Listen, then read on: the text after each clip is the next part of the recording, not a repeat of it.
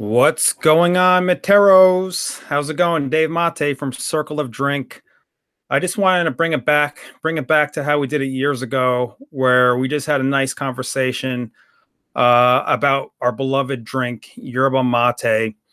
For those of you listening, you're not going to see my face in this video. This is just me talking about what I think is going on in the world of Yerba Mate, sharing some information with you for you to take back and do what you will with it. Hopefully, it updates you on what's going on with Yerba Mate. But those of you watching, those of you brave souls that want to ask questions and jump in, feel free. This is an open circle, which means anybody listening could ask questions, whether you're typing your questions or comments or sharing your experiences in the chat box, or you want to jump on live with your own audio and your own video. You're more than welcome to. Like I said, this is a totally open, relaxed Yerba Mate circle. So where do we begin? I don't know. I have none of this scripted. This is just coming off the top of my head. I haven't prepared any information. I'm just going to be freestyling, talking about where I think this industry is going, talking about questions I've been receiving over the past 12 months, questions ranging from the effects of Yerba Mate to the best Yerba Mate brands and so on and so forth. So there may be moments where you just hear nothing. I just might be looking at some articles or something. I don't know. So feel free to jump in, jump out. I'll probably be speaking for about half an hour, depending on where this goes. So for those of you guys and gals, when I say guys, I'm just talking about everybody. Nowadays, I'm saying guys and gals because some people were offended by me saying guys, and I don't want to offend anybody. So when I say guys, I'm talking about everybody, not just dudes. Okay. So guys means everybody whenever you hear me say that, just to be clear. So I don't know what's going on with Yerba Mate. I can tell you one thing, there's more and more Yerba Mate drinkers. Every single year, more and more people are finding out about this magical herb. Now, for those people that don't know what Yerba Mate is, let me give you the rundown. Yerba Mate is a holly tree. It's essentially a shrub, but it can grow into a full-fledged tree that upwards of 45 feet if you just let it grow wild. From most accounts, it's derived from the eastern forests of Paraguay. But if you ask an Argentinian that, they'll probably say blasphemy. If you ask a Brazilian that, they'll say the same thing. If you ask a Uruguayan that, they'll say it's from Uruguay. The thing is that region of the southern cone where mate is derived from used to be a very ambiguous zone where land was in dispute. You know, some parts of current day Brazil and current day Paraguay are now, I'm sorry, the reverse is true. Some parts of current Argentina used to be parts of Paraguay, and the same thing with Brazil. So there were many land disputes and wars back in the 1800s and even way longer before that. So that's why you have a lot of dispute over where is Yerba Mate really from. In my opinion, who cares? You know, I just don't care. Who cares where it's from? Yeah, from a historical standpoint, it's kind of interesting to think about where it's from. Let's just say it's from South America, the southern cone of South America, which comprises Argentina, Paraguay, Uruguay, and Brazil. Okay. Now, sometimes in South America, people are very kind of, oh, Yerba Mate is my plant. It's my plant. It's you can't talk about it. It's our plant. Don't take our plant. I'm not saying that to make fun of anybody, but for me, we're just living on one earth. This is one earth.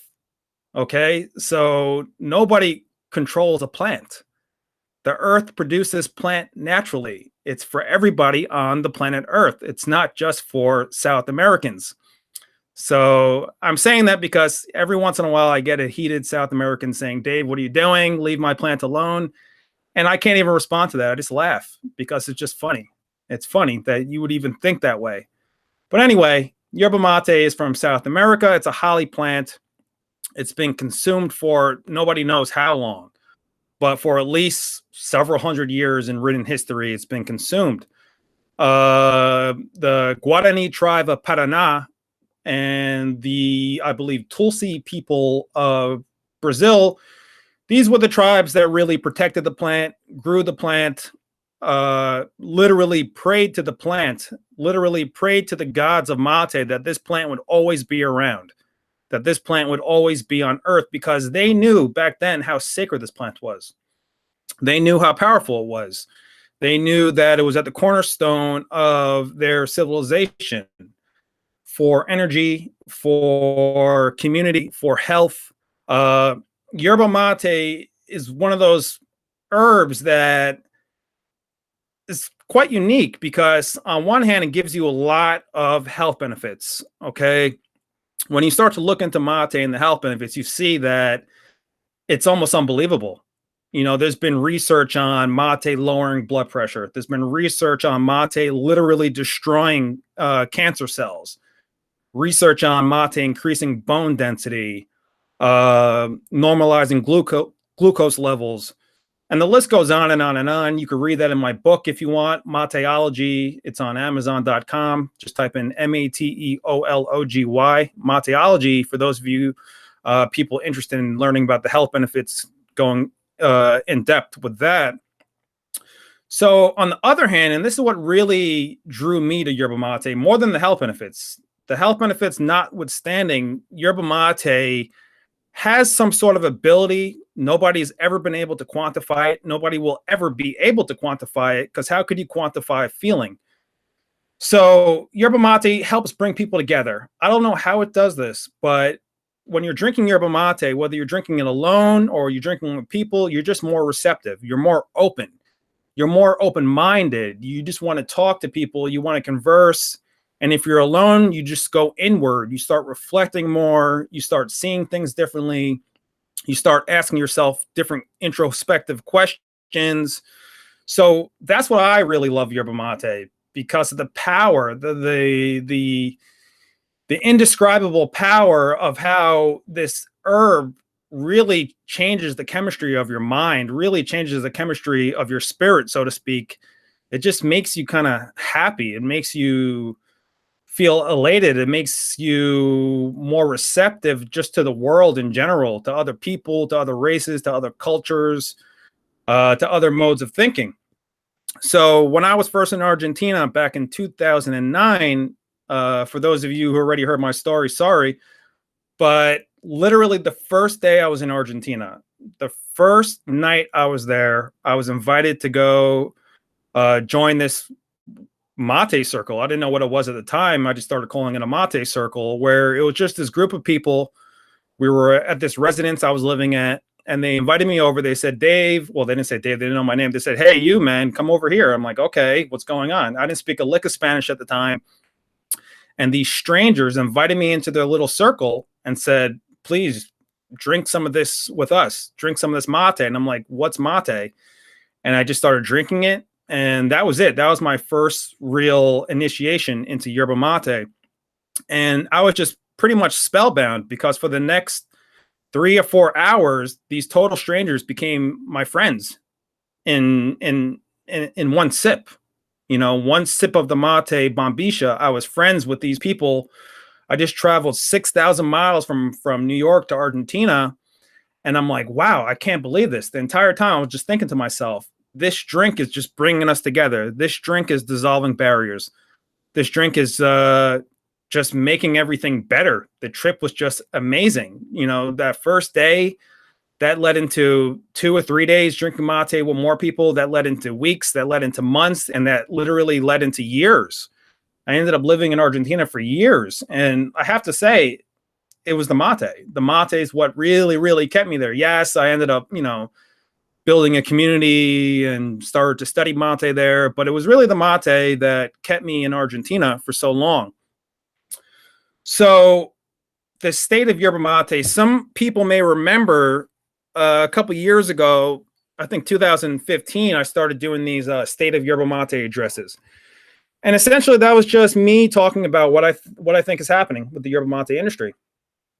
And I haven't done it since I think 2016. I think I did one once, and it's been what 2 years since I did another one. So I figured, hey, let me just share some information. Well, the yerba mate industry, it's growing. More and more people are finding out about this herb. There's more yerba mate companies starting up.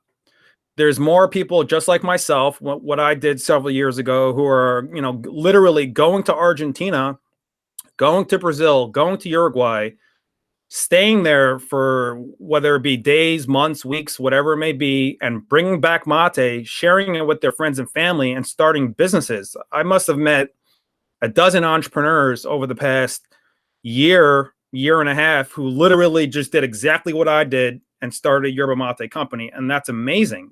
I think that's so amazing.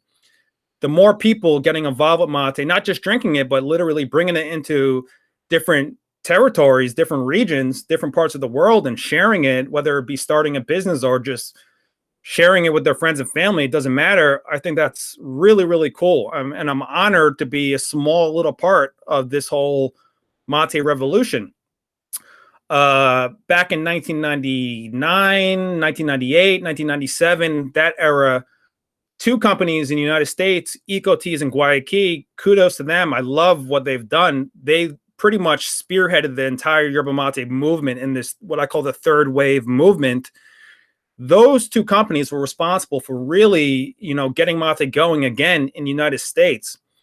Back in 1900, literally in the beginning of the turn of the century, there was a yerba mate company. It was called the Yerba Mate Tea Company, started in, I think it was Pittsburgh. And it was this company that their task was to pretty much bring yerba mate to the United States and to get it going. And they tried, and they had a little bit of success, but it didn't really catch on.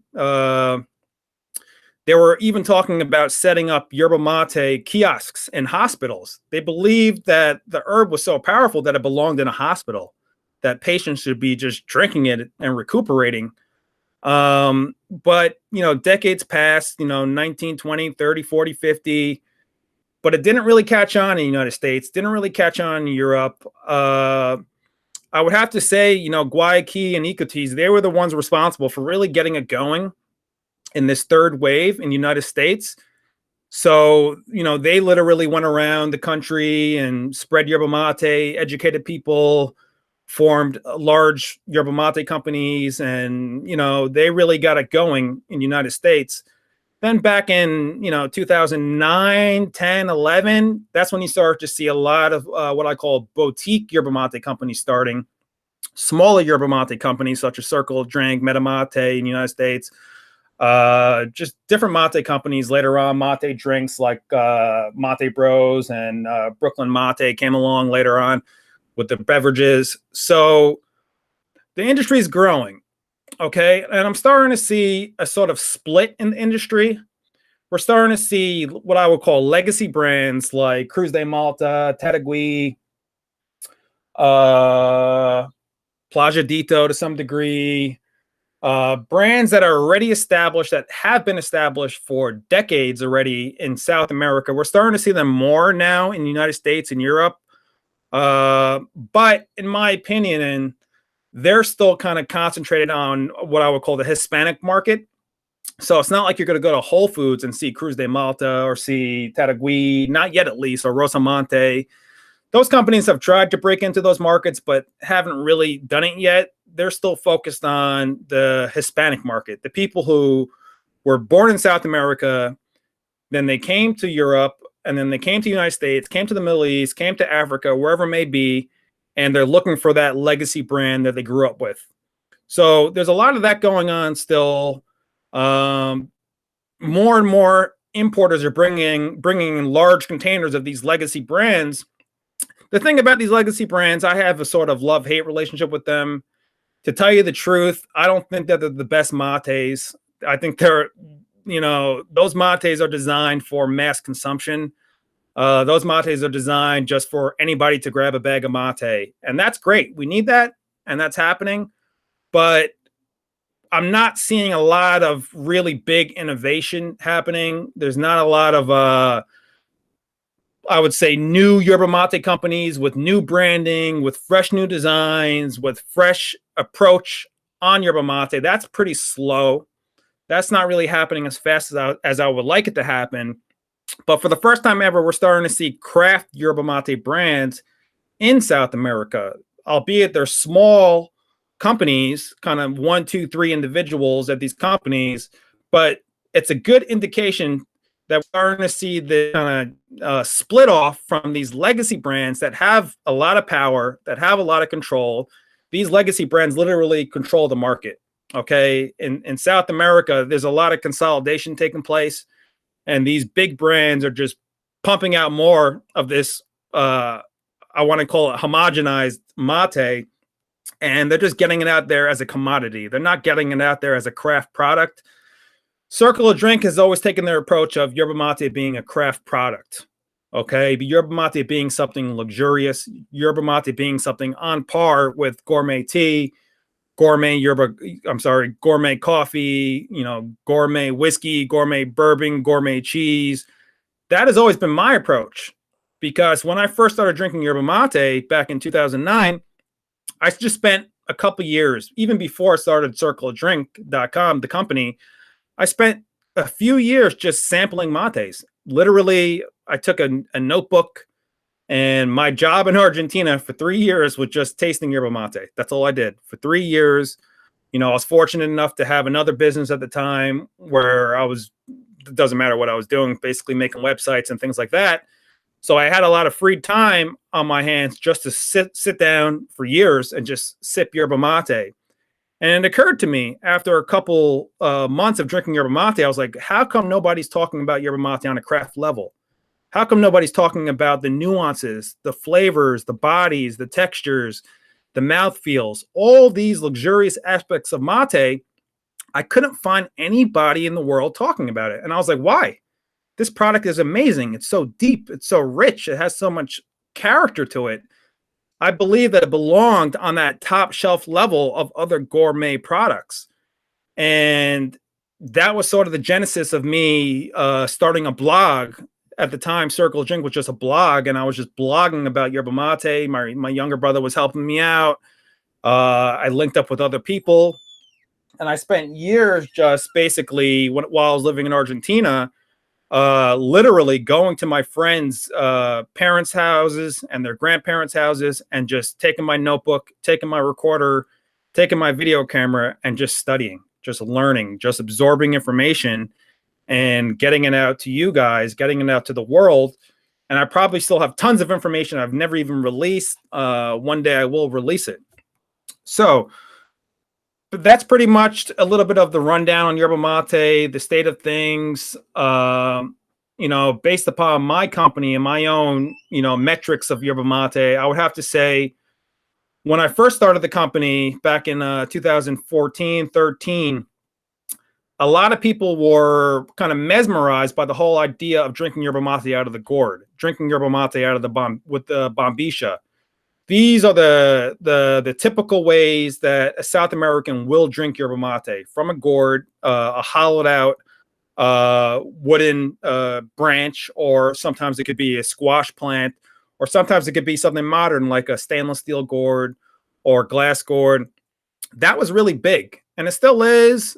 But I'm starting to see a lot of my customers, at least, who are just contacting us and saying, listen, I don't care about the gourd. I don't care about the bombilla. I just want the health benefits of yerba mate. I'm starting to see that so much more now. People who are interested in the health benefits alone. And that's awesome, because the health benefits, like I said, they're amazing. There's so many health benefits to yerba mate. So we're starting to see yerba mate go from a sort of a novelty kind of new experience item in the United States, Europe, Africa, Middle East, into more so like, I just want to prepare it, whether it be through a French press, whether it be through a teapot method, whether it be through an infuser, and I just want the health benefits. And that makes sense that that's happening now more than ever, because as people become more health conscious, they're beginning to question, their doctors. They're beginning to question, their prescription medicine. Now, don't get me wrong. I have nothing against prescription medicine. Many of my family members are a part of the medical industry. Many of my friends are doctors, nurses, scientists, what have you. So, of course, there's a place for medicine, and there's a place for, this sort of Western modality of health.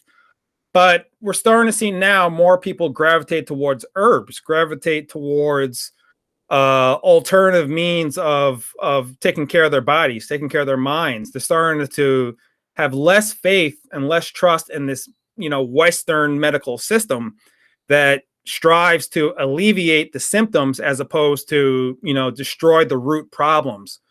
So now more than ever, I'm starting to notice people getting more involved with Ma Tei because it helps with, moods. It helps give you energy without crashing. Excuse me. One of the recurring themes that I'm receiving with Yerba Mate in terms of people asking questions is the whole caffeine situation. Now, some people think that mate has a compound called matein. And for decades now, people believe that this compound is similar to caffeine, but it doesn't allow you to crash. There's no crashing effect. But if you do your research, you'll see that there hasn't been anybody that has proven this compound exists, matein. As far as I know, through all my years of research, there's no such thing as matein. But to get back on point, mate, when you're comparing it to traditional coffee, there totally is a difference, absolutely, in terms of the effects. Now, when you drink a lot of coffee all day long, most people, at the end of the day, they just feel kind of bogged down, kind of like, oh my God, like, I'm tired right now. I'm crashing right now. The main difference with yerba mate is that, at least for myself and tens of thousands of other yerba mate drinkers, you could drink yerba mate all day long. You could drink it in the morning when you wake up, all the way to the time before you go to sleep. And most people will say, who drink yerba mate, that they don't crash. There's no crashing effects. So that makes me believe that the caffeine in yerba mate works differently than the caffeine in coffee. Now, a scientist and a doctor may say, Dave, that's bullshit. What are you talking about? Caffeine is the caffeine molecule. That's it. The caffeine is caffeine. But for me, that doesn't make sense, because if you take caffeine and you mix it with all these other compounds that are specific to yerba mate, and you take caffeine and you mix it with all those other compounds that are specific to coffee, wouldn't those other compounds have an influencing effect on that caffeine within that particular medium? For me, that's just how I think. For me, that's just obvious. So that's my own conclusion with how yerba mate works differently than coffee. Some way, somehow, and no scientists have been able to prove this yet, mate, the caffeine of mate, doesn't allow that crashing effect. It's more like a slow releasing, gentle, kind of calming alertness, as opposed to like a jolting, aggressive effect that you're going to get from coffee. All right, everyone, give me a second. I just want to check in on the comments, see if we have any questions. Anyone that has questions, if you could see a comment section on YouTube, feel free. I'm also going to share this video, see if we could bring in some Materos. Comment section on YouTube, feel free. We don't want that. Oh, okay, cool. So we got a couple questions. Let's see. Can you mix tea with mate in a gourd? Absolutely. Why not? For me, the gourd is just a vessel.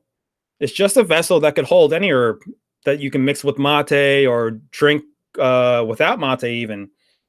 For me, myself, for years, I've been mixing mate with other herbs, rooibos. I've been mixing it with lemon and vanilla and apples and oranges and mint and coconut. The list goes on and on and on. So I would say have fun. Mix yerba mate. Mix it with anything you like. For a lot of people, when they first drink yerba mate, it's a little bit bitter. They're not used to that sort of bitter sweetness. So if you haven't seen my most recent video, I made a video on yerba mate with a little bit of honey.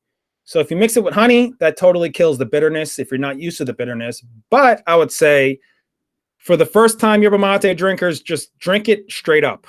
Drink it just how it comes, pure yerba mate. And even if it's a little bit too bitter for you, I still recommend to keep on drinking it, because a lot of yerba mate drinkers, and many people have heard me say this a million times, when they start to drink mate, they're like, no, too bitter, I don't like it, goodbye. But then you have some other mate drinkers who are like, it's a little bit bitter, but I'm going to continue to drink it. And then 1 week goes by, 2 weeks goes by, a month goes by, and now they're like, wow, I love this stuff. Wow, this stuff is amazing. It tastes amazing now. And I'm getting the really strong effects of mental clarity, creative clarity. So what has changed? What changed over that month?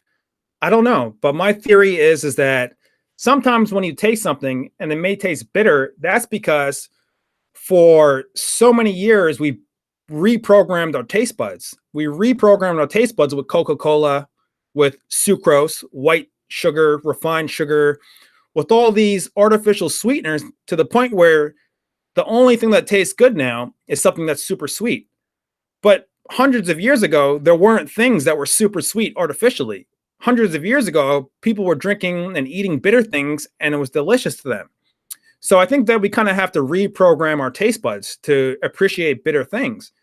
And if you do research, you see that a lot of bitter compounds and a lot of bitter herbs are some of the healthiest herbs on the earth.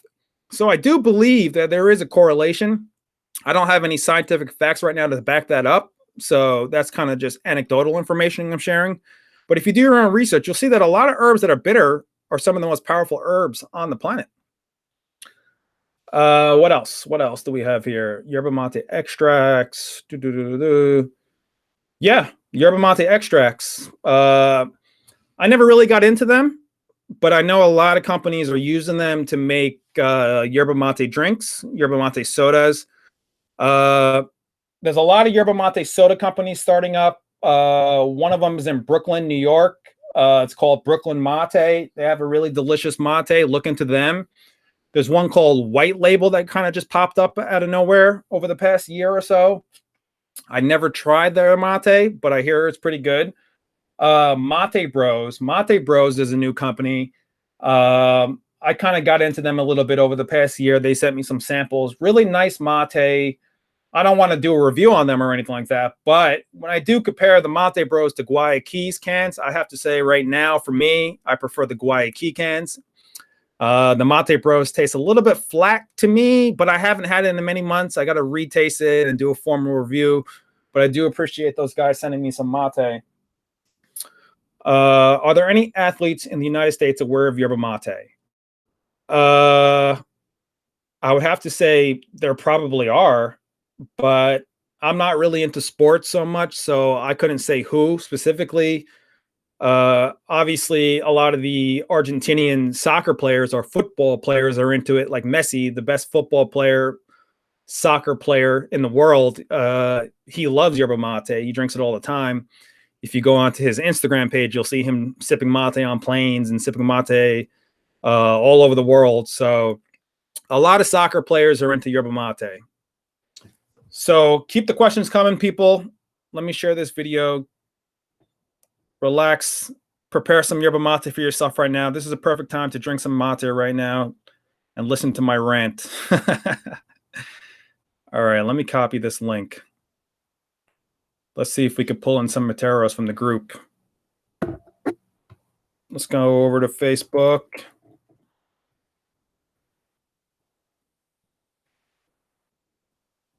So those of you guys and gals listening, there we go again, guys and gals. There are some yerba mate groups online. If you go onto Facebook and just type in yerba mate and yerba mate groups, you're going to come across a lot of groups. Our group in particular, we have two on Circle of Drink. One of them is like a really dedicated yerba mate group for Materos. Anyone could join. Anyone's free to join. And then we have our regular quote unquote fan page, which is facebook.com/Circle of Drink. Join that one too. That one's just more of an open group where, you know, we're posting pictures and such all the time. But for the dedicated Materos who really want to participate, There's a group at facebook.com/groups and then / again, Circle of Drink. Find that group. And that's the group where there's a lot of Yerba Mate chatter, literally 24/7.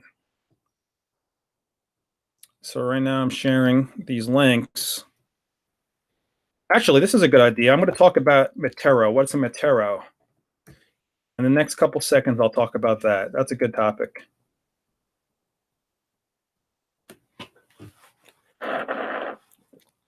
Right now, I'm drinking some Mission Yerba Mate. Missions are #1 seller, just pure organic Argentine Yerba Mate. And I added a little bit of honey. Why not? A little bit of sweetness. All right, cool. Just shared that. Actually, let me share it with the main page. Then we're going to get into this whole Matero topic. And I also want to get into something else. I want to get into I just want to say thank you to people for something. All right.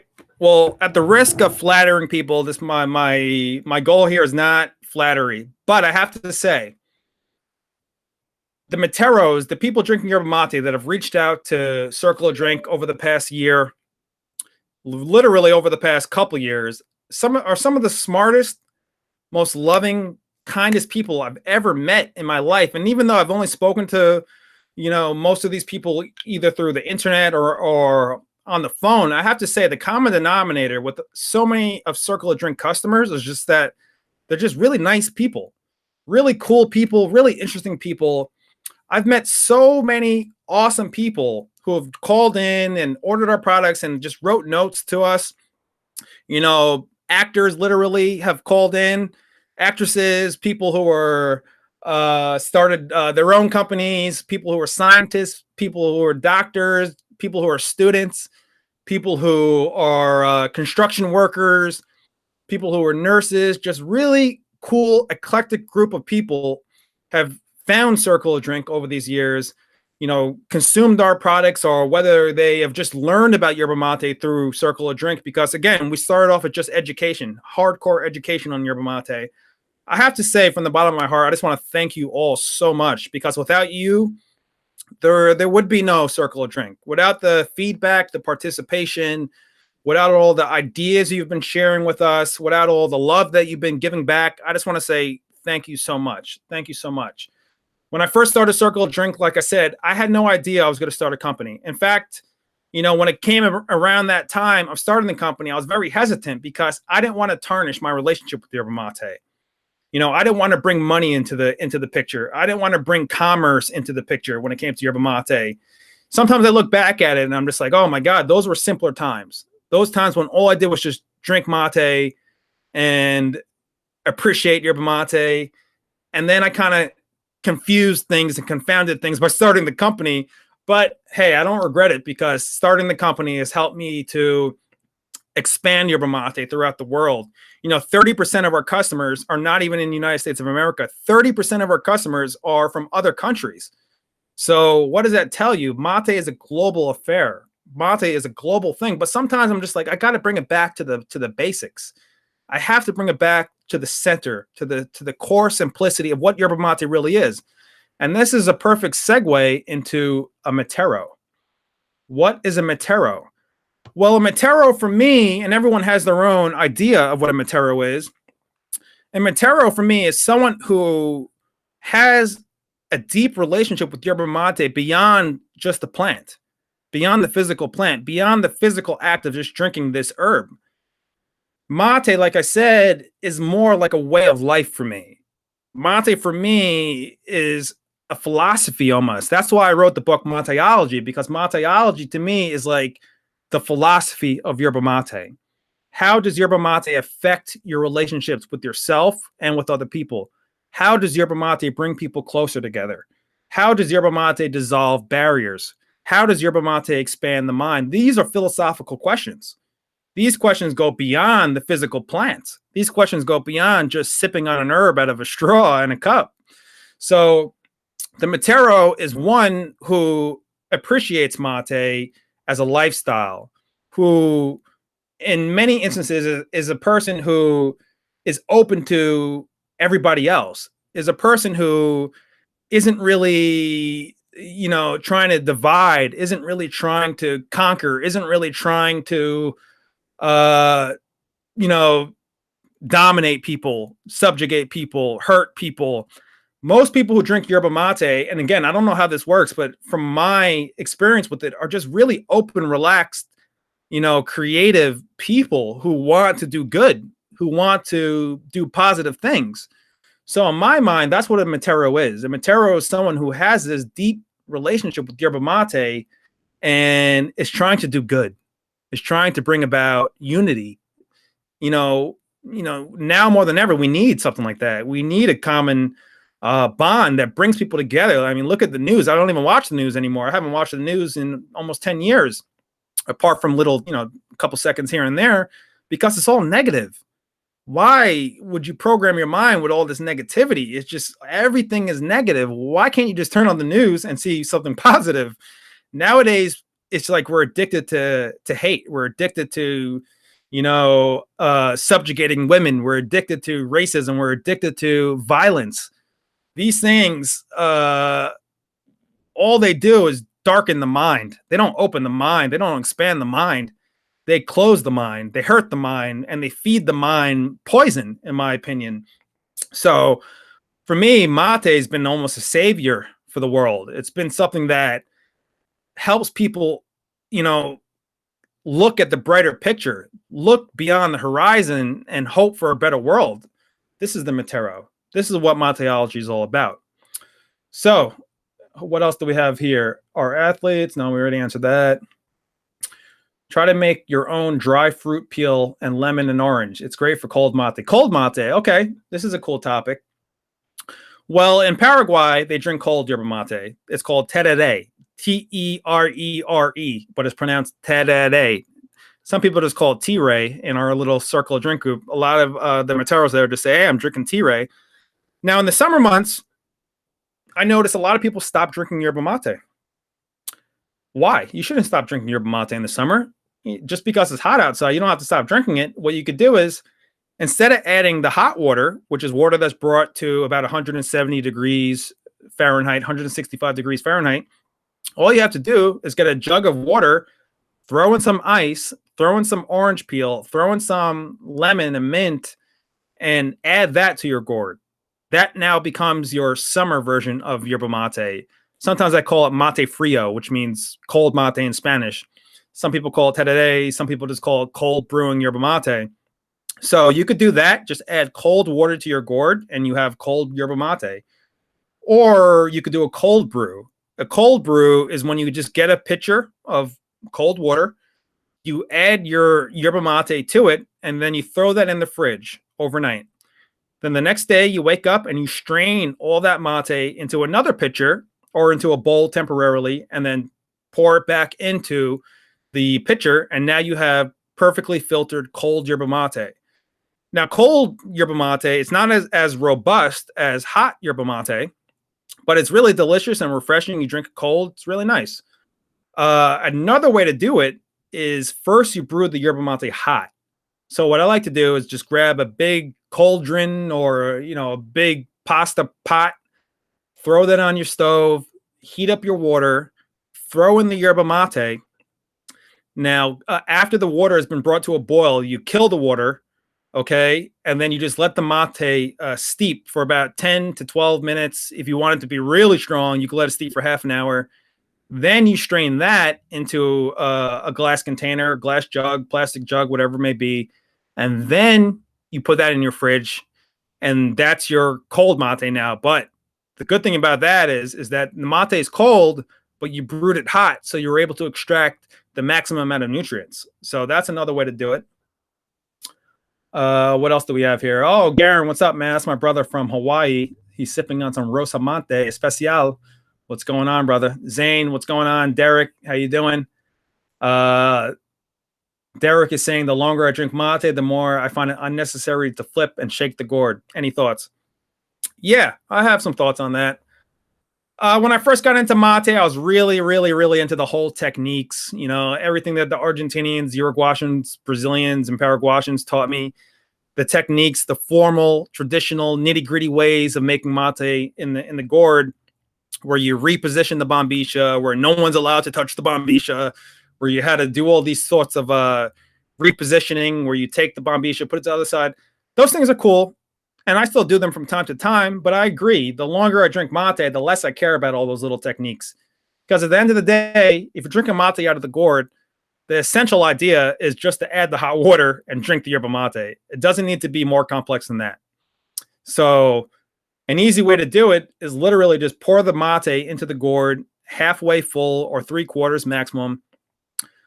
Take your bombilla and push a little bit of the mate to the side, insert the bombilla, and then you could just indiscriminately pour hot water or cold water over the entire thing. That's called flooding the mate.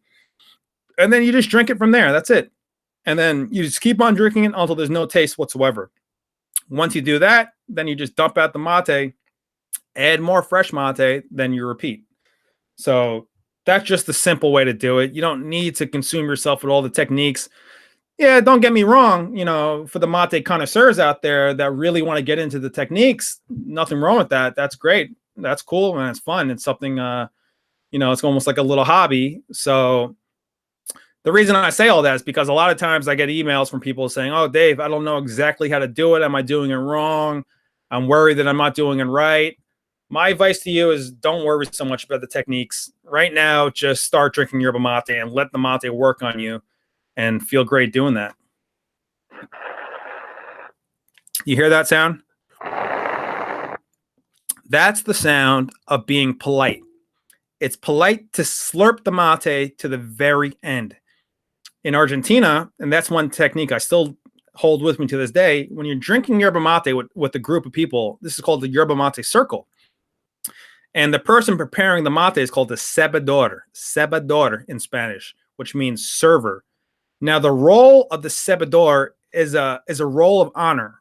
It's a beautiful, magical role of great respect because the cebador is usually the person who invites people into the circle. The cebador says, "Hey, Kevin. Hey, Sarah. Hey, Joe. Hey, Peter. Come on over.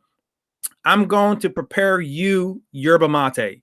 You don't need to do anything. All I want you to do is be in my presence, and we're going to share yerba mate." And the cebador prepares the yerba mate each and every time, and then passes the yerba mate to his or her right. I like to say right. Some people say left. I like to pass it to my right. Once that person is done drinking it and you hear that little proverbial sip like this, then that person, that Matero, passes the yerba mate gourd back to the cebador. And then the cebador, once again, prepares another yerba mate and passes it on to the next person. Then when that person's done, they pass it back to the cebador and so on and so forth. This is the yerba mate circle. This is the cipher, the circle where people come together, and mate now becomes almost a placeholder. It becomes the metaphor of connectivity, the metaphor of relationship, bringing people together. And there are no rules to this yerba mate circle. Not really. It's just people coming together and sharing this common drink. And then usually what happens is just really amazing, open, beautiful conversation ensues. You know, I've had mate circles where we're talking about all sorts of stuff like philosophy, metaphysics, art, business, even whatever it may be. Whatever happens in the mate circle is in the mate circle. There are no rules to it. So that's a beautiful aspect of your mate. It's just you have the circle, you invite friends over, you tell family to enter the circle, and the cebador prepares the mate. This is a very selfless act and shares the mate. Then this cebador, once the mate is all spent, has no more flavor, the cebador goes back to the kettle, reheats, it doesn't reheat, but makes more hot water, and then adds a little bit of cold water first just to temper the yerba mate so it doesn't get burned, and then adds the hot water, adds the bombilla again, and then the circle continues, just keeps on going. Okay, so my buddy Zane's asking me about a book. So I've been writing a book.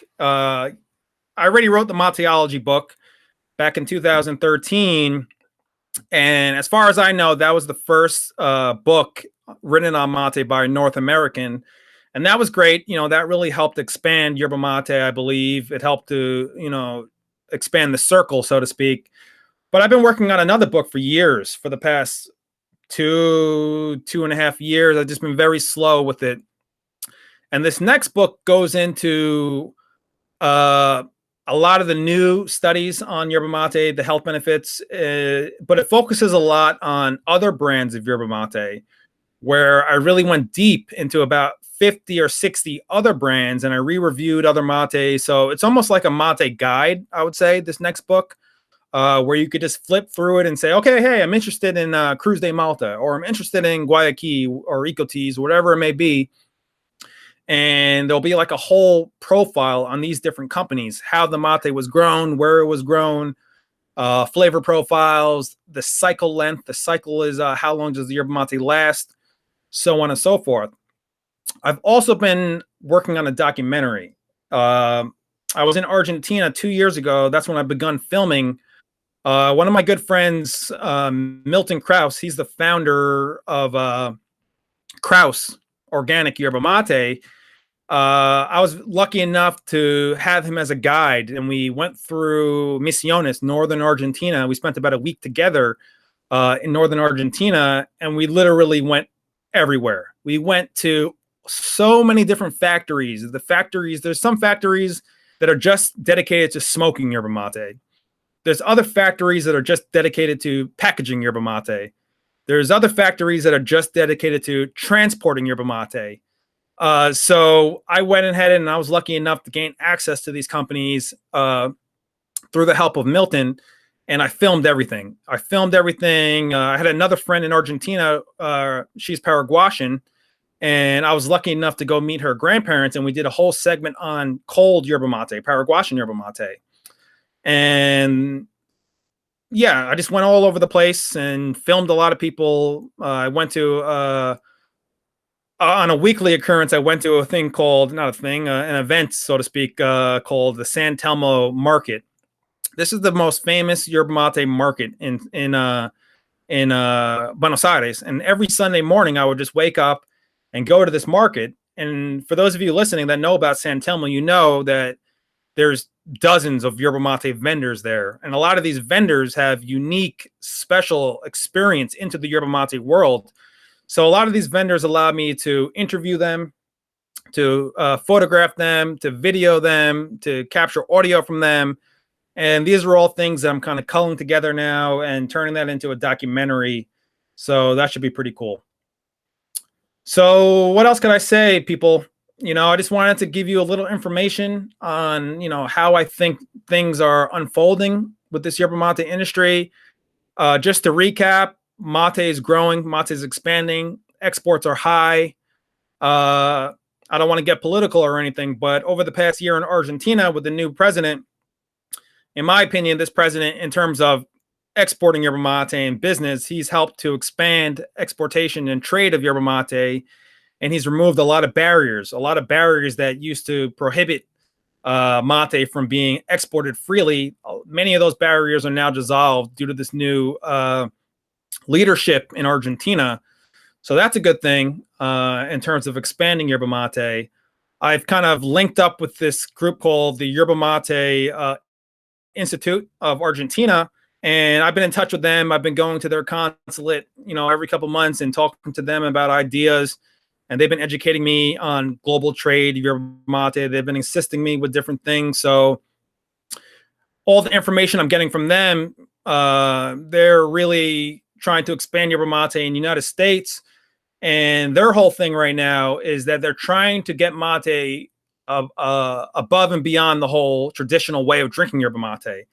So essentially, they hired a firm that promotes yerba mate in more traditional methods in terms of making mate out of a French press, making mate with coffee, making mate as a tea in tea bag form. So they're starting to pour significant amount of money into this sort of marketing, which is great because that's helping to expand yerba mate. And alleviating all the confusion and pressure of people having to drink it out of a gourd and bombilla. Hey, what's up, Juan from Argentina? So that's really the next wave of yerba mate, in my opinion. I believe the next wave is going to be not people drinking yerba mate out of the gourd and bombilla, even though I'll always drink it out of the gourd and bombilla. I love it that way. But in my opinion, the next wave of yerba mate is going to be a sort of expansion in a level where people can understand easily. People could easily digest what yerba mate is. So we're going to start to see more yerba mate tea bags in the traditional tea bag form. We're going to start to see yerba mate K-cups where you can make it out of the coffee infuser. We're going to start to see more ready-made yerba mate where you just add yerba mate crystals to a cup. And I believe we're going to start to see yerba mate more in medicinal applications. We're going to start to see mate used as therapy for people who are trying to wean themselves off tobacco or wean themselves off alcohol, because mate is one of those herbs that kind of helps stabilize you, stabilize your mood, stabilize your angst, or if you're kind of craving for that cigarette or craving for that next alcoholic drink, if you have dependency issues on it. I'm finding that a lot of people are gravitating towards mate for those reasons, to look for a better lifestyle, to look for a better way of living, a healthier way of living. So that's where I believe the next wave, the fourth wave of yerba mate is going to be, on that frontier. So what else? Any more questions? I think I'll just stick around for another couple minutes. If anyone has any questions, now's the time. Let me pour myself another mate.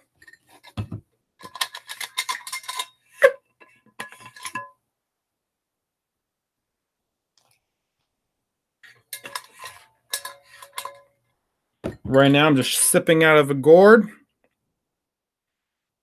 relaxing, feeling good.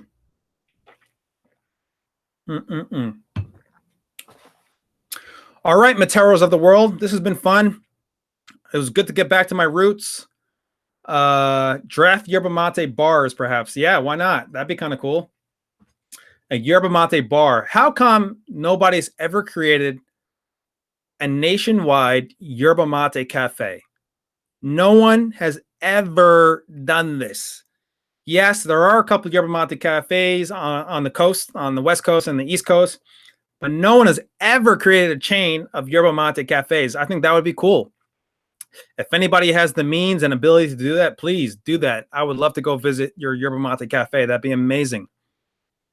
I kind of always envisioned walking into a yerba mate cafe where it's almost set up like a sushi bar, where you have these inset tables, and then there's an infuser, hot water dispenser rather, that comes out of the center of the table. You press a button. I'm giving away all my ideas. That's okay. Maybe somebody will manifest it. Let me tell you my idea. Imagine walking into such a place. You sit down on these round tables, and you're either alone or you with friends or family, doesn't matter. You press a button and a hot water dispenser comes out of the center of the table. And then you kind of have this hostess that comes with a menu and gives you advice and say, okay, well, we have these different types of yerba mate. This one has this sort of body. This one's a light body. This one's a mild body. This one's a strong body. This one's good for this problem. This one's good for, acne, or this one's good for, relaxation. So then you get the menu and then you order your yerba mate. And then that hostess comes back with all your yerba mate, comes back with a fresh gourd, comes back with a bombilla, totally sanitized. You can even bring your own. And then you just sit down at these tables and you sip yerba mate. There's no food. There's no gimmicks.